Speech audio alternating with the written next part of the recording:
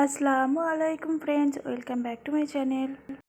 তো আজ আমি মিষ্টির দোকানের মতো পারফেক্ট বালুশা তৈরি করে দেখাবো। একেবারে 3টি উপকরণ দিয়ে যে কেউ বানিয়ে নিতে পারবে, ভিডিওটি সম্পূর্ণ দেখলেই। তো প্রথমে এখানে আমি দেখুন 2 কাপ মতো ময়দা নিয়ে নিচ্ছি, আর এখানে আমি দিয়ে দিলাম বেকিং সোডা। এই 2টি উপকরণ দিয়ে খুব সুন্দরভাবে চেলে নেব। তো এটা চেলে নিলে দেখবেন মিষ্টিটা খুব সুন্দরভাবে তৈরি হবে, আর ময়দার মধ্যে কোনো কিছু থাকলে সেটাও কিন্তু বেরিয়ে যাবে। আর দিয়ে দিলাম 1 চিমটা মতো লবণ। তো লবণটা দেওয়ার পরে খুব ভালো করে মিশিয়ে নেব। এখানে লবণটা অবশ্যই দেবেন। আর এখানে আমি দেখুন 2 থেকে 3 চা চামচ মতো ঘি নিয়েছি, অল্প অল্প দিয়ে ভালো করে মিশিয়ে নেব। তো বালুশার মধ্যে ঘিটা দিলে ফ্লেভারটা খুব সুন্দর আসে, আপনারা চাইলে তেল দিয়েও করতে পারেন। তো অল্প অল্প করে ঘি দিয়ে মেখে নেব। আর এই ময়দাটা দেখবেন একবারে ডালা মতো পেকিয়ে যাচ্ছে, বুঝতে পারবেন তখনই যেটা পারফেক্ট হয়েছে। আর এই ময়দাটাকে খুব সুন্দরভাবে মেখে নিতে হবে। আপনারা ভিডিওটি সম্পূর্ণ দেখলেই বুঝতে পারবেন। তো দেখুন ঘিটার ময়ান দেওয়ার পরে এখানে ময়দাটা কত সুন্দরভাবে একটা ডলা পেকিয়ে যাচ্ছে, আবার ভাঙার সময় ইজি ভেঙে যাচ্ছে। তো এবারে আমি অল্প অল্প পানি দিয়ে মেখে নেব। তো এখানে আমি দেখুন ময়দাটা মাখছি, আটা যেভাবে মাখি সেভাবে মাখবো না, জাস্ট হালকা হালকা করে মেখে নেব। খুব সুন্দরভাবে টিপে টিপে মাখার দরকার নেই, আলোক আলোক করে মেখে নিতে হবে। এই কাজটি অবশ্যই ধ্যান দিয়ে করতে হবে, না হলে দেখবেন বালুশার শেপটা আসবে না গো। তো এখানে দেখুন আটার ডোটা কিভাবে মেখে নিয়েছি। এভাবে আমি হালকা করে একটা ডো তৈরি করে নেব। তো 10 মিনিটের জন্য আমি রেখে দেব। তারপরে এখানে আমি চিনি শিরাটা তৈরি করে নেব। চিনি শিরা তৈরি করার জন্য এখানে আমি নিয়েছি চিনি নিয়েছি 1.5 কাপ মতো, আর এখানে দিয়ে দেবো 1 কাপের কম পানি। তো এখানে পানিটা খুব বেশি দেবেন না, যেভাবে চিনি নেবেন তার হাফ পানি দেবেন। আর এখানে ফ্লেভারের জন্য 2টো এলাচি দিয়ে দিলাম, আর একটু দিয়ে দিচ্ছি ফুড কালার। ফুড কালারটা দিলে বালুশার কালারটা খুব সুন্দর আসবে, আপনারা চাইলে এটা স্কিপও করে দিতে পারেন। তো এখানে দেখুন চিনি শিরাটা খুব সুন্দরভাবে ফুটতে শুরু করে দিয়েছে, আর এই চিনি শিরাটাকে 5 মিনিট মতো জাল করে নেব। তাহলে দেখবেন একটু আঠালো মতো এসে যাবে, হাতে দিলে বুঝতে পারবেন একটা চ্যাটচ্যাটে ভাব এসে যাচ্ছে। তো এখানে চিনি শিরাটা দেখুন রেডি হয়ে গেছে। তো 10 মিনিট পরে দেখুন এখানে আটাটাকে নিয়ে নিলাম, আর আটাটা দেখুন কতটা সুন্দর হয়ে আছে। আর এই বালুশার জন্য এই স্টেপসটা অবশ্যই আপনাকে করতে হবে। দেখুন আমি 2টো হাতে করে নিয়ে অল্প অল্প করে ছিঁড়ে আবারও দেখুন জয়েন করে দিচ্ছি তার উপরে লাগিয়ে। তো এটাকে আমি 4-5 বার মতো এই স্টেপটা করে নেব। তো এইভাবে করলে দেখবেন বালুশার লেয়ারটা খুব সুন্দর আসবে।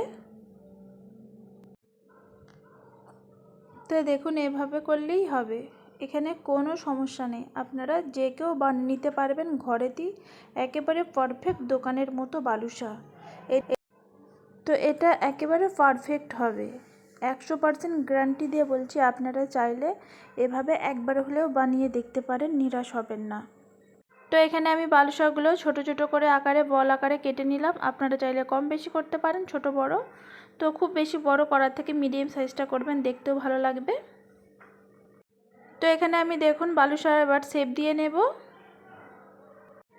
তো বল আকারের মতো করে নিয়ে এভাবে আঙুল দিয়ে মাঝখানটা একটু ফুটো করে নিলেই দেখবেন বালুশার শেপ চলে আসে। আর এটা সমান করব না, একটু টেরা বেঁকাই হবে। তো বাকিগুলো আমি এভাবেই তৈরি করে নেব। তো নতুন বন্ধু হয়ে থাকলে প্লিজ সাবস্ক্রাইব, আর ভিডিওটি ভালো লাগলে একটি লাইক করে দেবেন। তো যারা আমার শুরু থেকেই আমার সাথে আছেন তাদেরকে জানাই অসংখ্য ধন্যবাদ। তো গ্যাস চুলা অন করে এখানে আমি কড়াই বসিয়ে দিয়েছি, আর দিয়ে দিচ্ছি পরিমাণ মতো তেল। তেলটাকে হালকা গরম হওয়ার সাথে সাথে এখানে আমি দেখুন বালুশাগুলো দিয়ে দিচ্ছি। তেলটাকে খুব বেশি গরম করব না, হালকা গরম অবস্থাতেই আপনাকে দিতে হবে। তো এখানে আমি দেখুন বালুশাগুলো দিয়ে দিচ্ছি হালকা তেল গরম অবস্থাতেই। তো হালকা গ্যাসের ফ্লেমটাকে রেখে এবারে আমি ভেজে নেব। তো এক সাইডটা হালকা কালার আসতে শুরু করে দিয়েছে, উল্টে নিচ্ছি। আর দেখেই বুঝতে পারছেন বালুশাগুলো দেখুন কতটা সুন্দর লাগছে, আর লেয়ারগুলো কতটা সুন্দর হয়েছে পুরো দেখেই বোঝা যাচ্ছে। তো সামান্য কিছু উপকরণ দিয়ে বাড়িতেই তৈরি করে নিতে পারবেন বালুশা। একেবারে অল্প খরচায় অল্প সময়ের মধ্যে তৈরি হয়ে যাবে। আর এই বালুশাগুলো ভাজার সময় গ্যাসের ফ্লেমটাকে মিডিয়ামে রেখেই ভাজবেন। তো দেখুন আস্তে আস্তে কালারটা কতটা সুন্দর চলে এসেছে।